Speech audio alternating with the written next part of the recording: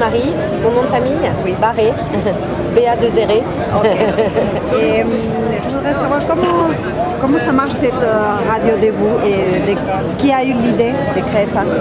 En fait, suite au mouvement qui est né le 31 mars de ne pas rentrer chez soi, donc il y a eu les nuits debout qui ont commencé, qui se sont installées, où voilà, les gens ont décidé de rester sur la place.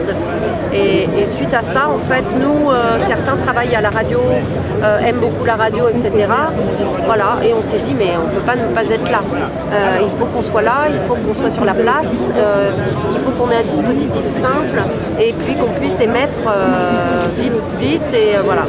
Donc en fait c'est parti de 2-3 personnes au départ qui se sont dit ça et ça a été créé en 24 heures, une adresse MXLR, un compte, une page Facebook, etc. Après tous les copains qui avaient un peu de matériel, ils ont ramené leur matériel et on a commencé comme ça. Il y a 2 ordinateurs, tu vois, 2 tables, 3 micros et parfois on se branche sur le générateur d'électricité générale de la nuit debout. Mais de temps en temps, quand on n'a plus d'électricité, on le fait au téléphone aussi, les interviews, parce qu'on peut le faire aussi avec un code sur MXLR, tu peux le faire par téléphone. Donc ça, tu as besoin d'un téléphone, tu peux faire ta radio, quoi.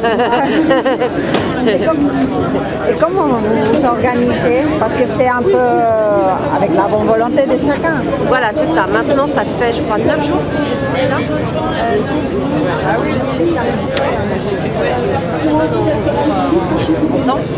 Mais on n'est pas arrivé le 31, on n'est pas arrivé le 32. Le 31 c'était vendredi, samedi 32, dimanche 33, lundi 34, on est arrivé mardi 35.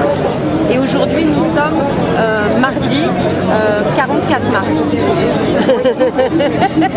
C'est pas évident de compter comme ça. Donc comment ça, voilà, donc on s'est organisé avec, oui en effet, tout le monde est bénévole bien évidemment, la radio n'a pas d'argent, il n'y a pas de publicité, hein, c'est pas du tout le principe. Et bon, il y a une petite quinzaine, on va dire, de groupes un peu fixes, un peu moins, il y a toujours un ou 2 référents quand même qui est là. Et après, c'est des copains techniciens qui viennent installer le matériel le soir. Voilà, il y a une amie qui nous prête sa cave pour qu'on puisse mettre le matériel le soir après quand on démonte. Et après, chacun, on fait des grilles de programmes assez larges pour pouvoir laisser la place justement à des gens qui débarquent et qui auraient des choses à dire. Là, ce soir, c'est un peu particulier, là, mardi, parce qu'on accueille une radio associative, Fréquence Paris Pluriel, qui est une petite radio. Donc, c'est eux qui font un peu l'antenne. Mais bon, moi, là, j'ai quand même repris l'antenne parce qu'il y a un blogueur tchadien qui est à Paris, là, et qui défend les droits de l'homme et qui lutte par rapport à des choses dans son pays. Donc, c'était important, comme il est à Paris, de le faire parler là maintenant, parce qu'après, il va aussi repartir et tout ça, puis il va avoir d'autres choses à faire. Donc, ça arrive aussi comme ça, c'est-à-dire qu'on va sur la place, on va parler avec des gens, on dit tiens, lui ou elle, on prend les coordonnées, on les rappelle demain, on leur dit bah, est-ce que tu peux venir de telle heure à telle heure. Donc, on construit comme ça, vraiment, in situ, sur la place, vraiment, c'est ça qui est important. Et autour, on essaye de suivre des manifs s'il y en a. Là, il y a des nuits debout qui commencent à se faire dans des villes à côté de Paris. Donc, on va les suivre, on va les appeler tout à l'heure pour voir comment ça se passe. On a appelé des gens à Nice, on a eu Bruxelles aussi la semaine dernière. On essaye d'être tout le temps là, au cœur, quoi. Donc voilà, il y a une petite quinzaine de personnes et chacun, moi je suis pas journaliste, hein, mais je travaille à la radio, je connais, mais voilà, je fais quand même le micro, je peux interviewer des gens, je peux faire un petit peu de technique s'il y a besoin, voilà. Donc on tourne aussi sur les postes, on n'est pas fixe.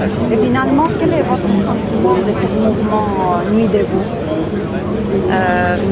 Déjà ça génère énormément de joie et du fait de se rassembler, on sent qu'il y a quelque chose de très fort au niveau de la parole, un besoin, une nécessité de reprendre la parole par rapport à la plupart du temps où elle est enlevée, où on n'entend pas.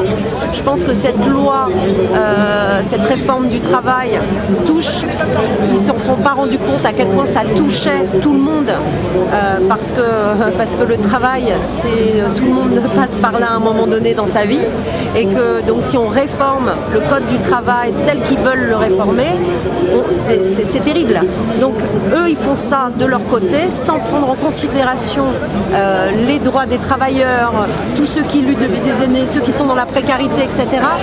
pour l'entreprise, pour le MEDEF, et c'est toujours pareil. Donc je pense que ce ras-le-bol qui était déjà là avant, en plus avec l'état d'urgence et tout ça, je pense que là, les Français, les gens qui vivent ici ne sont pas des gens qui ont peur et qu'à un moment donné ça suffit, on ne peut plus se taire. Donc je pense que ça génère beaucoup de joie et d'espoir aussi d'une citoyenneté et d'une possibilité de retrouver une forme de démocratie parce que ça vient du bas, quoi, du peuple, ça ne vient pas d'en haut en fait. D'accord, merci beaucoup. Merci. Merci.